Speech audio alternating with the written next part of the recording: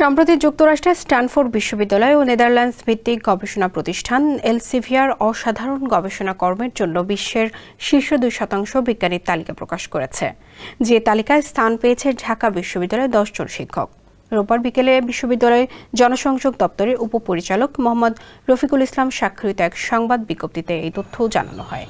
তালিকায় থাকা ঢাকা বিশ্ববিদ্যালয়ের শিক্ষকরা হলেন গণিত বিভাগের অধ্যাপক ডক্টর নেপাল চন্দ্র রায়, ম্যানেজমেন্ট ইনফরমেশন সিস্টেমস বিভাগের অধ্যাপক ডক্টর মোহাম্মদ রাকিবুল হক, সমুদ্র বিজ্ঞান বিভাগের অধ্যাপক ডক্টর মোহাম্মদ কাউসার আহমেদ, ভূতত্ত্ব বিভাগের অধ্যাপক ডক্টর কাজী মতিন উদ্দিন আহমেদ, সমাজ কল্যাণ ও গবেষণা ইনস্টিটিউটের অধ্যাপক ডক্টর এম রেজাউল ইসলাম, ফলিত গণিত বিভাগের অধ্যাপক ডক্টর মোহাম্মদ ফেরদৌস।